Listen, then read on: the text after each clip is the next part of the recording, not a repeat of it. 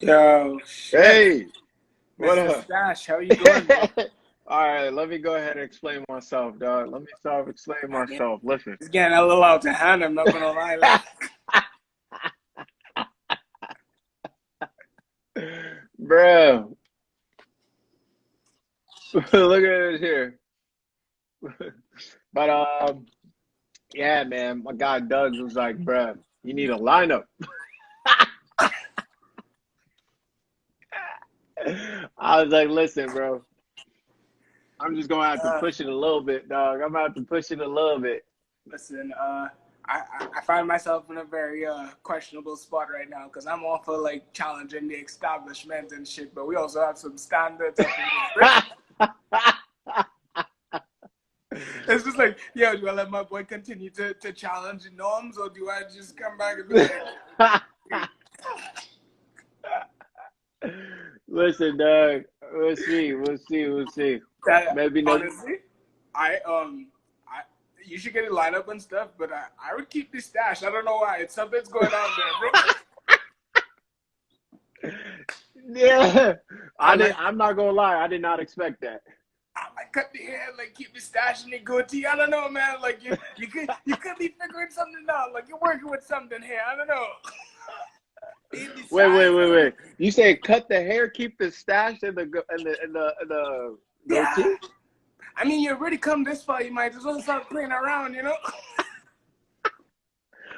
I feel like this is one of those ideas you come up with that's like, nah, It's nah. not, bro. Listen.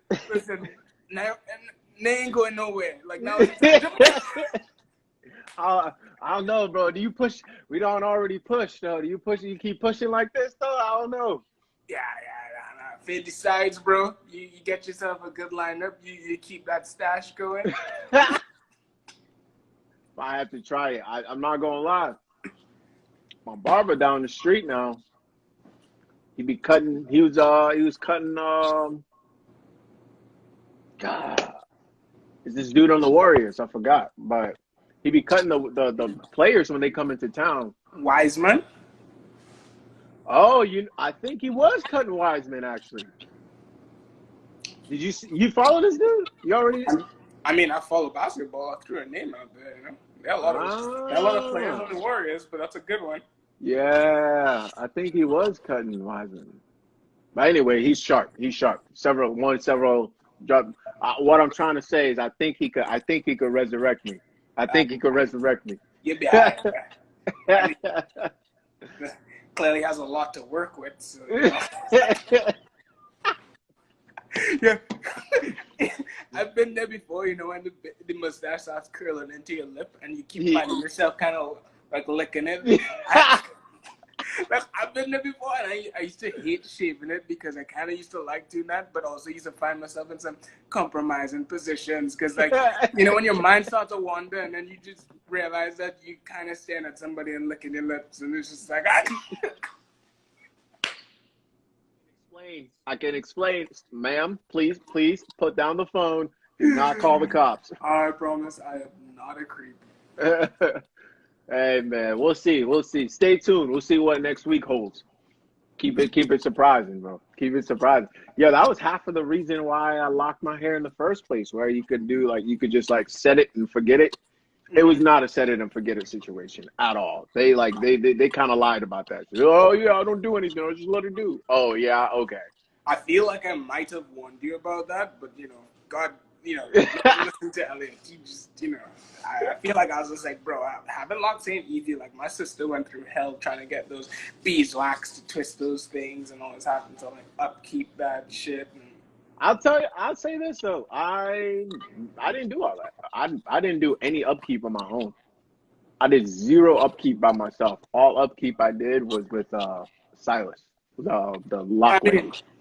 yeah. I mean, she only had to upkeep it on her own because she wasn't in a place that had access to it. Yeah. I think she was in France, and then she was in Japan. She had it. Mm, But when she was mm. in the States or Trinidad, somebody else did it for her, of course. You know, like, but I ain't nobody to lock your hair in Japan.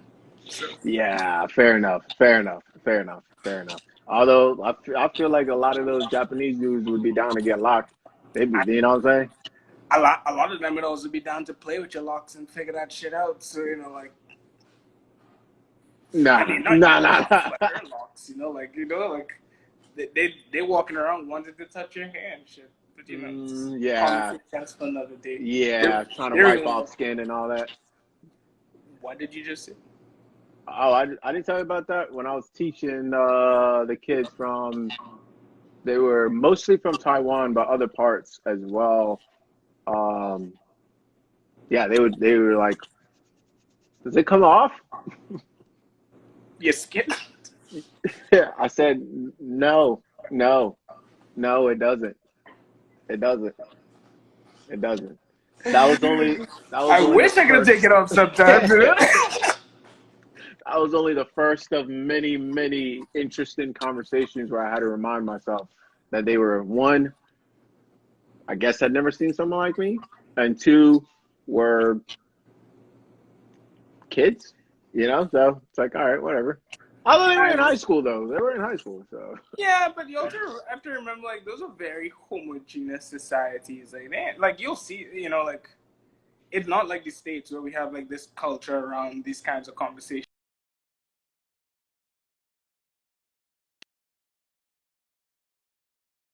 Just them. It's really just them. And they may bounce up a black person once or twice. Other than that, it's just TV. That's fair. That's fair.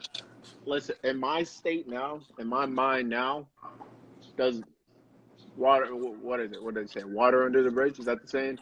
I'm pretty No sure issue. that's the saying. It's also amazing that you didn't know that's the saying, but okay, we'll move on. I knew it was a saying, but I couldn't remember exactly what the saying was, so I had to clarify, sir. It's water on top of a bridge, sir. It's fine. Is that what it is? I thought it was water under a bridge. Nah, I was kind of fucking with you. Yeah, it's water under the bridge. This dude. All right, we're done. Let's move on. Brother asking a genuine question. This dude out here talking about. I mean, where else did the water go besides under the bridge? Anyway, whatever. Well, maybe it's over for emphasis on like something weird. I don't know. Yeah, all right. Cool. We off topic. We real off topic. Anyway, so for some context, welcome to Tuesday Tink and Tonic. What's up, John? Kobi and John know this dude difficult out here. Yeah, we out here holding me to semantics and. Go ahead. Introduce him. Go ahead. Anyway, right. So the topic for today, we always find things to talk about on a Tuesday. So we decided our topic for today is a juice piece, right? This Thursday, I'll be joining Kobi and a whole bunch of other people for a juice piece, and essentially we're just gonna drink juice for 10 days. I've put some money on top of it. This is just a personal thing that I like to do that helps me keep track. So $10 per day for 10 days. So we decided to talk about, one, how do you set that up, the benefits of doing it, and like things that you run into. So yeah, Kobi, you could start. I'll give a high level overview, and then it might be helpful if you toss out questions that somebody might have. Actually, that would be good, and to do it that way. But high level view, our body spends a lot of energy trying to break down and strip down the materials that we consume. Right? Because that's what they are. They're building materials that we consume. Try to deconstruct it, take it apart, break it down, and then utilize it how we need it to be utilized. So what a juice piece allows the body to do is it allows the body, for a lot of people, the first time in their life, and for most people, they never do it, right? But for the first time in their life, it allows their body to conserve energy through that process by eliminating the middleman. So by eliminating the big macronutrients that we consume and allowing our body to feast on micronutrients that are more easily absorbed, and also giving our body that time and energy that they reserve from that process to actually go ahead and clean up all types of systems, basically clean out your plumbing. And we'll be drinking juice, obviously, but we'll airplane in. I think that's important. So we're not drinking juice for 10 days straight. We're airplaning in, meaning we're slowly working our way down from highly cooked, highly processed, very solid, very dense foods to always, obviously, all the way down to easily absorbable or easily absorbed. I don't know if you will. And really, yeah. And then airplaning our way back out too. I think it's really important that we do that. Emphasizes that's a big part of it. Because for some people, that transition can really be what discourages them from continuing the process. It is really tough. Yeah. So my question for you is, obviously, the question that comes up for everybody is just like, but don't you need protein? And like, what about protein? And I don't know what level of questions people ask after that. Sure. Yeah, protein is quite a bit of concern to a lot of folks. Let me start by directly answering the question. Everything has protein. So if you're consuming the right amounts of nutrients, let's call it that. If you're consuming the right foods in the right amounts, you will have enough protein. The reason a lot of people get freaked out about not having enough protein is that there's been a huge marketing campaign, just like a lot of marketing campaigns that came beforehand. Got milk, cigarettes make you sexy. Cigarettes do make you sexy. I totally disagree with that. But you don't believe that. I don't. No, I don't. Oh, okay. I was about to say no. Bro, I remember once I remember kissing a girl. I was like a heavy smoker, and I felt like I was kissing a metal rusted pipe. Granted, I have smoked in my lifetime too, so like I'm not gonna hate on it. It is something I did. So, yeah. You were the most undercover smoker I've ever met in my life. I was like, wait, what? I was shocked to find out. I was beyond shocked. I was like, what? I mean, most people were actually. Anytime they found out they're smoking. My friend on here, Amelia, who says, "What does the first 3 or 4 days look like?" We'll get back to that. But we can get back. One of the first times I met her, like we hung out in a club, and then like after I was smoking outside, and she's like, "You seemed so cool before you started smoking," and she like took the cigarette out of my mouth and threw it on the floor. I was like, "What?" Not this trick. Good but anyway, for you. Yeah. Good for you. That's awesome. So, what does the first 3-4 days of the airplane look like? Like, how does? Let me finish the protein piece. You got to really pay attention to that. But the truth of the matter is, you'll get plenty of protein. If you're worried about decreasing muscle building material or anything like that, you can actually build muscle on a juice piece. Consume enough juice, heavy in protein. Or heavy in really amino acids is what we're looking for, because that's really what your body uses, right? The building blocks of the micronutrients that we call protein is really what the body uses. So we skip the deconstruction, breakdown, digestion process to get to a point where your body doesn't utilize all of that. So yeah, it's so critical. But with that comes increased energy, which is really the name of the game. First 3 or 4 days. That's a great question. So the way I coach it now, and I've tried a lot of different ways. So the first 3 days, the way it would look is you're essentially going to end up, I always encourage people to measure in, I think it's 32-ounce mason jars. So you get a gallon. So it's 4 clean jars. 4 clean jars. And I didn't hear you. I was like, wait, what just happened? Do I just keep going? Yeah, but it's full like of these big ass mason jars. People make fun of me because I have a huge mason jar collection. But yeah, mason jars. Listen, when I first heard about them, I was like, oh yeah, hippies do this. I was like, wait, this is genius. Except for the lids rusting. That's probably my thing. So dry your lids. That happened to me, dude. I just had to throw away like 3 lids after buying more. Yeah, I didn't think it all through. Anyway. Yeah, that hurts. Hey, these are the little things. These are little tips you get, right? When you go through it with a group, you go through it with somebody who's done it a number of times. Dry your lids because they will rust. But first 4 days, I'm glad you asked that. Actually, 1, 2, 3, 4. What I mean, these are the jars. So you're walking your way down. So the first day you'll consume just 1 jar, right? Walking your way down, you'll make sure the rest of the day you still complete 3 jars of water. So you still hydrating, still going. First 3-4 days is to really get the system moving, get you eliminating, get you going. That's why you might add some herbs, right, to what you're doing to get things flowing.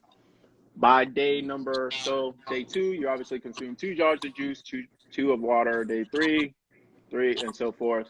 Again, I'm oversimplifying here, so definitely hit us up for any issues, and also please do it with a group. I think it's just much better if you do. But that's by day 4, you're fully drinking, you're fully getting all your nutrients from juice.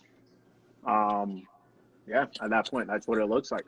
Now, yeah, let me stop there because keep going. So you mentioned before that it's like that you can feel a little bit less energy, but I also know you're consuming a lot of like high glucose products. So what exactly do you experience? What would the first 4 days or the juice feast look like? Hey, it does depend on the individual, but you will. There is a transition period. Whenever your body's been running on a particular fuel, no matter how inefficient the fuel is, when it's been doing it for a while, it gets used to the fuel. It develops certain enzymes. It develops certain pathways. It develops certain triggers and chemicals being released at certain times, right? Different enzymes break down different macronutrients. So your body goes through a process of like, whoa, what's going on? What do I need to do? Let me figure myself out. Now, I say less energy, but it's really more so of like, oh, I'm not used to feeling so light, or I'm not used to. Go ahead. I was gonna say light is a great way to put it. You do feel like, I think most people, we tend to overeat, or we are accustomed to eating and feeling very, for lack of another word to use, heavy. So like I also feel like if you eat like a lot of fruits and vegetables and no meat for a couple while, like you'll eat, your stomach will be satiated, but your body or your mentality starts to miss that heavy feeling, so you feel like you still need to eat more, even though that you're actually satiated. But sorry. Yeah. No, it's interesting, and it's a very. Allow me to maybe derail here a little bit. The conversation around hunger is one that's very interesting. I remember sitting in psych class and talking about how they were still studying hunger, like literally still studying what does that look like? What is the pathway that your brain circuitry takes, right? What's happening when we say we're hungry? I wanna assert, propose, whatever, that we have no idea. We really don't know. We really don't know. Like, okay, calm down. All right, let me close that. Busy guy, huh? Yeah. I got things calling my name, dinging all over the place. We're gonna get to that when we get to that. But it's really interesting that it's not understood. So, but what we've been led to believe is that the hunger we feel in our current state, it's like the true form of hunger. What I mean by that is, listen, When you feel hunger because you have no access to food, which I have felt before, maybe some of you have felt as well too. When you literally have no access, like I don't have food, I'm not, I don't know where my next meal is coming from. That's a different type of hunger than the type of hunger that I have felt in here in the United States, where I have plenty of food, but I just don't want that particular food at that particular time, right? So I'm saying like your brain will play tricks on you. Just like when you go to the desert and start getting thirsty and you start seeing water, your brain will start playing tricks on you. Most of the time, the things that you're experiencing in terms of hunger, in terms of like, I'm going to fight or flight, all of that is happening here. That's what I find a lot of the times. People start freaking out, but they start freaking out not because they've jumped out of a plane with no parachute, but because they've jumped out of the plane and their brain is like, why are we this high in the air? Like, I don't know. You know what a parachute is, but your brain, primitive brain, doesn't know. I'm pretty sure that's the scary part about jumping out of a plane, is that you're too high up in the air. But yeah, I get what you're saying. Right. Fair enough. You're right. Yeah. But yeah, that and to say that is just that like let's reassess what we're calling hunger when you're in juice feast. I think that you develop a new relationship to hunger. I think that's what I'll say. So this is a little bit of an anecdote, because I want to get off of juice feast and say how like what steps could people take, if they don't have a juicer, but to recreate some of like the benefits of doing a similar sort of product. Like the benefit of doing a what? Of like a similar system. So what I was getting at is, last year we did something similar where we did the fruit feast instead of just a juice feast, where for the first 3 days I ate mostly watermelon, and then we worked our way into eating a variety of other raw fruit and vegetable products. And I haven't done the juice feast for as long, but I remember doing the fruit feast, and it's a similar mental feeling. In fact, I will say the only difference is I actually felt more satiated when I did the juice feast, because I think I was getting a larger bombardment of micronutrients, etc. But yeah, so like, how would you recommend somebody working their way up, I guess? So if somebody doesn't have a juicer, so I have 3 types of like fasting that I practice and that I encourage. And one is a fruit feast, other is a juice feast, and the other is what I call a cut the noise mental fast, right? I just put the cut the noise on it, right? Amen. Listen. We got it. I had to pause for 2 seconds and go back and be like, wait, cut the noise. What are you talking about? But I get it.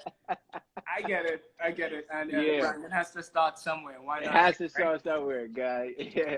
And what it is for the mental one is, it's the same thing. Detoxing yourself mentally to get to a place where you are zen, where you can manifest from a place of pure focus, where you can manifest from a place of alignment, where you can manifest from a place of coming from zero. And honestly, quite frankly, I'm hoping to get one in here, like a proper one in here in the next few weeks, hopefully. But that's one. The other is a fruit feast. Fruit is so misunderstood. It's one of the most powerful groups of foods. Like, it is, in my opinion, the most powerful group of food. Yes, it is. It is the number one. Second to water, but I don't really call water food, but I don't know. Some people will go crazy. You could literally just eat a ton of fruit. Like, you could literally just do that, and you'd be fine. Like, if you're hungry, eat some fruit. Now, are there rules and not rules, but ways, best practices? Absolutely. And we will be doing a fruit feast, just like we're doing a juice feast now, where we can provide detailed instruction with a group as to like how to go about it. But just basic things. You you don't really need to be too careful because it's very hard to mess your body up with fruits, like very, very hard, unless there's something else going on. The biggest concern I hear is sugar, but truthfully, unless you have some sort of condition that natural God-made sugar makes worse, or then yeah, you should talk to your doctor anyway beforehand if that's something you're concerned about, because we don't want those liabilities. Talk to your doctor God before you forbid get you going. get diabetes. Yeah, or God forbid you cure diabetes, right? That'd be the issue. That'd be a bigger issue. What? Okay, Yeah, well, come I on. guess Nah, I'm trying to get thrown off of IG. we just got started. We barely got started. Damn. But if you're interested in a fruit feast, it's one you can. The easiest way I'll say to start. It's not a true feast, but it is. It's a fast. It's not a true feast. It's a fast. Is fruit till noon. So just up until noon, no coffee. You can't drink water. Nothing else but fruit.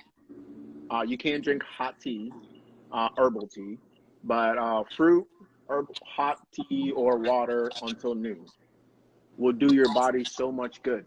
Why? Because that period of time, when you wake up all the way up until noon, your body is actually trying to eliminate what's in the pipeline. It's gone through the digestive process, through the mouth, down all the way through the colon, all the way through, and it's probably, I hate to say it, sitting in your rectum, like waiting to be expelled. And you help that process. Unfortunately, hopefully there, and not in your colon, actually. Fingers crossed, hopefully there. But it helps with the elimination process, and it's one of the easiest ways to consistently be on track. Yeah, that's a great way to get started. Yeah, I think having done the fruit feast, the biggest, because I mean I did the fruit feast once, and I think I've eaten like a large amounts of vegetables since then. I have my binge eating in the evenings, but for most of the day I eat mostly just fruits. And I think the biggest mental blocker for people is the quantity you have to eat. That it's a mental block, because like even at work the other day we had a fridge full of fruits, right? And the lunch order didn't come, so everybody's like, "Yo, what are you gonna eat?" I was like, "I'm gonna just eat the fruits in the fridge," And they're like, "But there's nothing here to fill you." They're like, "What could you eat?" And I'm just like, "Dude, they're like 2 shelves of fruits. Like, I'm just gonna eat this box of grapes. Like it's fine. Like it's just it's just a quantity that you're not accustomed to eating. Like everybody's accustomed to eating like 5 grapes or like 6 grapes, a handful. Like, or only 1 apple. Like I eat a lot of fruits, but what they mean is I eat an apple and a banana a day. That's not a lot of fruits. Like I'll eat a bag of mandarins. Like it's just the quantity changes. Yeah, I think that's a really great point, because you got to think about it like this way. Like in nature, if you were to forage or go gather fruits or something like that, you're probably not going to find banana right next to apple, right next to pear, right next to watermelon, right next to that, right next to that. You'll probably just find like a banana tree or a mango tree or like whatever. So our system loves not just fruits, but it also loves mono meals, right? It also loves just you go town on on a whole watermelon, or go to town on a whole thing of grapes, or go to town and be mindful with it. Fruit is complete. There's nothing missing from fruit. There's no protein missing from fruit. There's nothing that you need that's missing from any fruit, right? So seeded fruit. So like fruits are the most powerful detoxifiers, period. So a lot of people, will go ham with their green drinks, which is great. But green drinks are fortifiers, rebuilders, building blocks, really is what that is. Fruits are detoxifiers and energy providers, right? Yeah. So fruits does like the 2 things you need, which is it gives you, it puts in a lot of the stuff that your body needs, micronutrients, etc., minerals, etc. And then it also helps take out the trash. What a great guest. Eat the food, all the food, and do the dishes, right? Not everything does that, and certainly not dead food, which is all denatured and cooked foods like meats, anything baked, anything that high level of heat, um, any of that stuff. Bacon free, which is wild.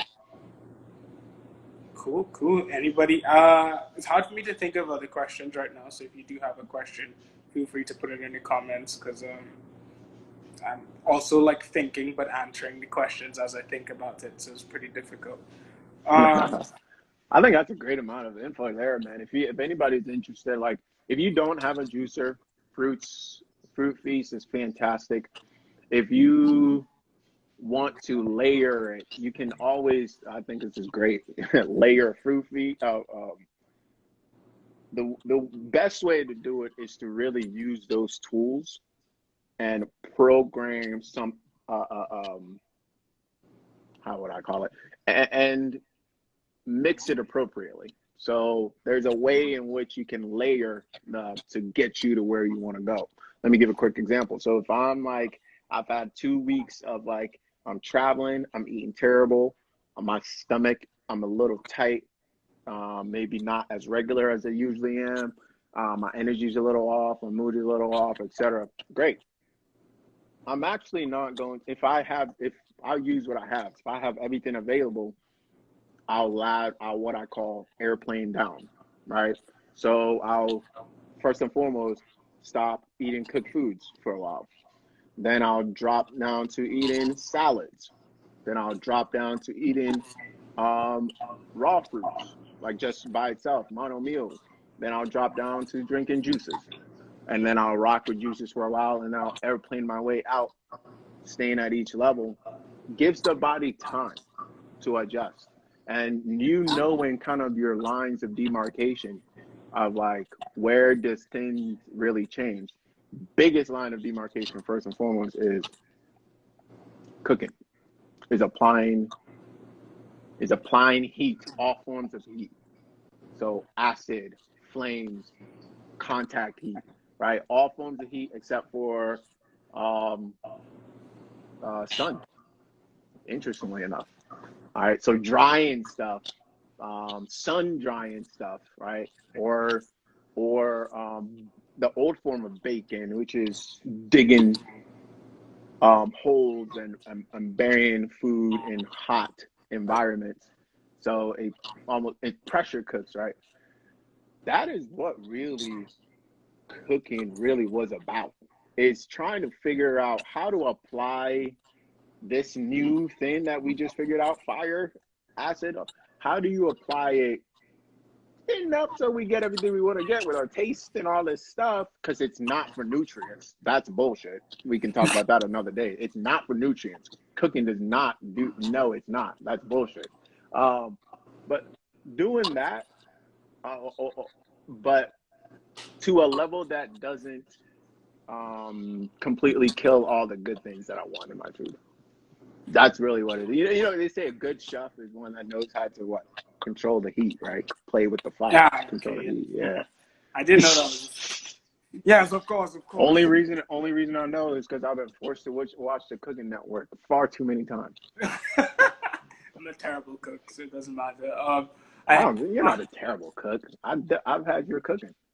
I mean, terrible is a strong word, bro. You take it and we move on. Word, but I'm also not the strongest chef. So one of the reasons I enjoyed this fruit feast so much is because I don't have to cook anything. Like I just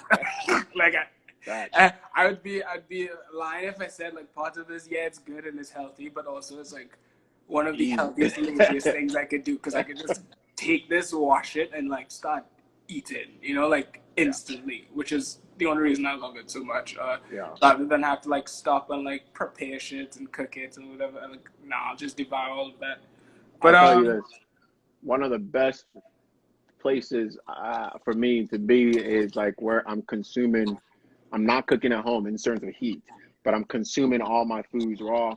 And when I'm consuming cooked foods, I'm not cooking. I'm going to a restaurant. I'm going to like, you know what I mean? That to me, it's so much more enjoyable that way, bro. It really is. I'm like, oh, okay.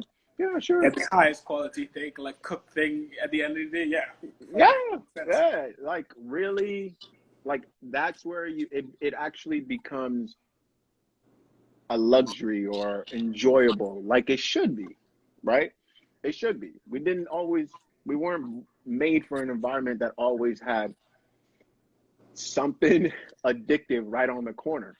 And all of these restaurants are trying to what? Sell their food. So what are they going to do? They're going to make their foods more addictive. That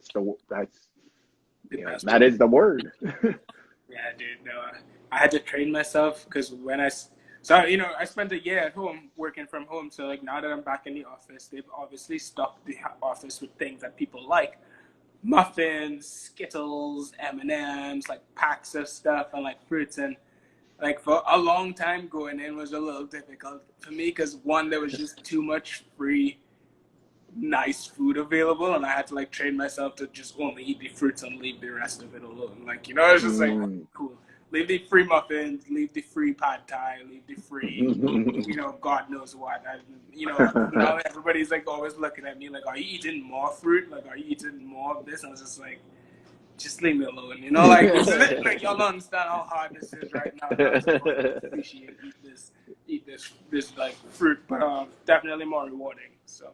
Hey, listen. Whenever Jalen Rose said this on the podcast, and I thought it was kind of funny. He's like, whenever you hear somebody like coughing up a lung after taking like a hit or something on a weed, right? Of course, nobody ever does this, you know what I'm saying? Nobody here, right? But coughs it up and like it's about to blah, blah, blah, blah, right? What does the next person say? It's like, no, did they run away? No, I'm good. That sounds crazy. They said, let me get next though. Hey, they say, oh, past that. Why? I'm not gonna lie, I totally forgot why I told that story. That's fine. It's cool. Who doesn't like a good weird story in there? I will say this, and I'll get to De La Foxy. Leah, I'll get to your point just now. But I have this like at home. I bought the Tajin like watermelon seasoner. I bought that, and I always, when I put it on my watermelon, I have two watermelon stories. When I put it on the watermelon, like it always gets stuck in clumps, and I start coughing out loud. And I used to annoy the shit out of my roommate because he used to be like, "Why the fuck are you eating this if you're just dying eating watermelon all the time?" And I was telling him that sometimes I'd be in my room trying to hold in the cough so they didn't hear, and I'd be sitting down there like.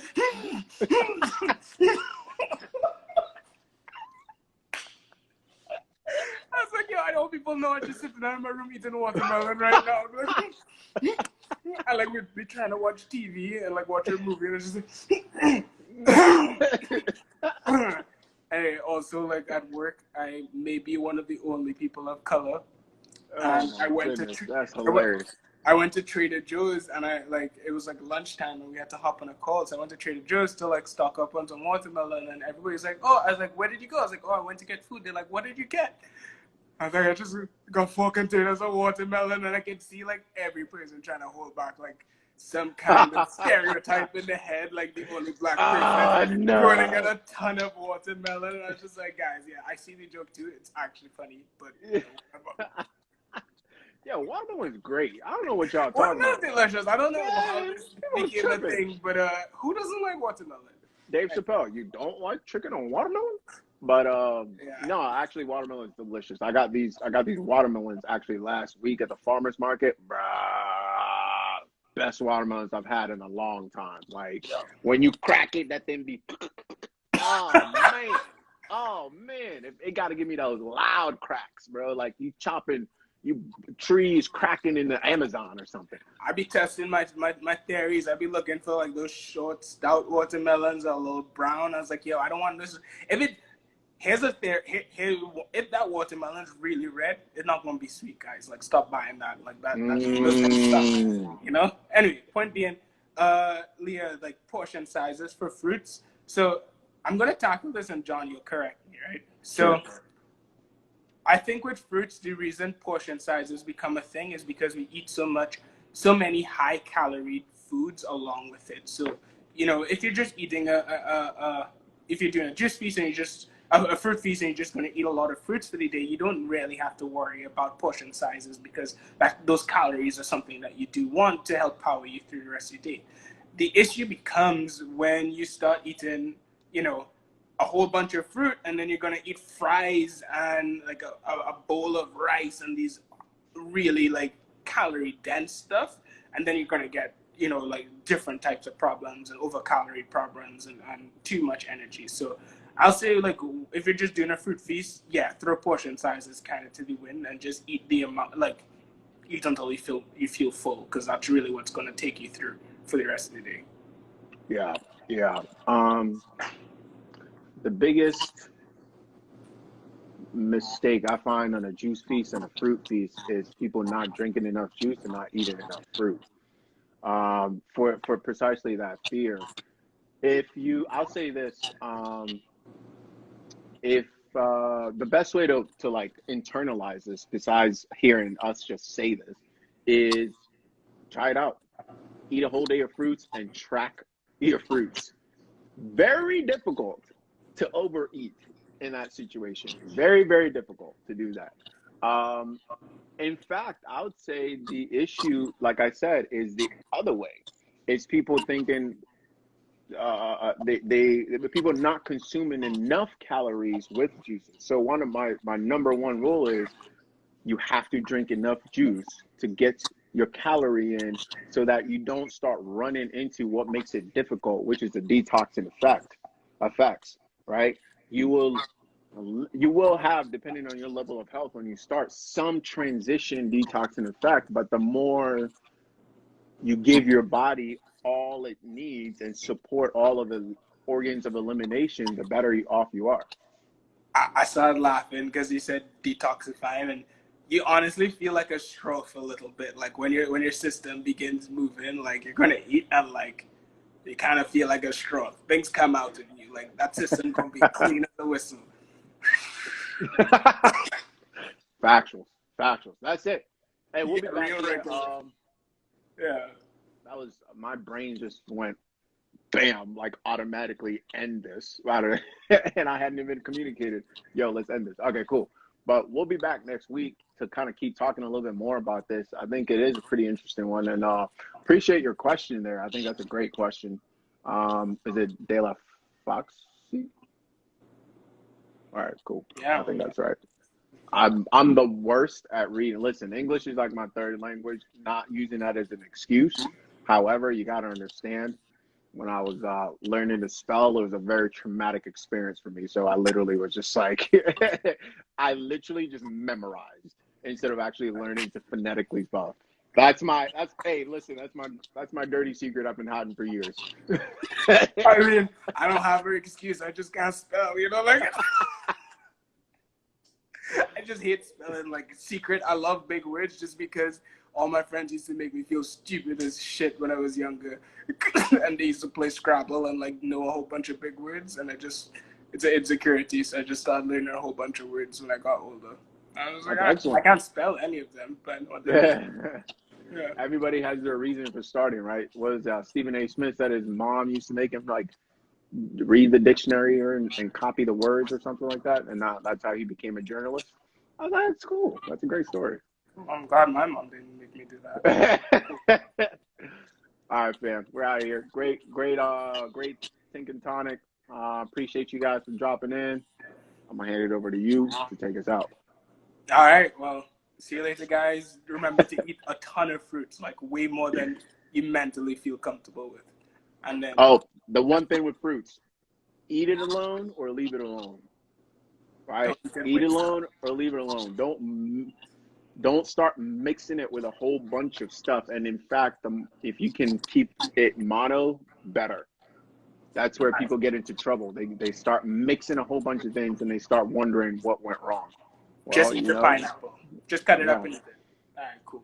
Yep, exactly. All right, we'll be back next week. Bye.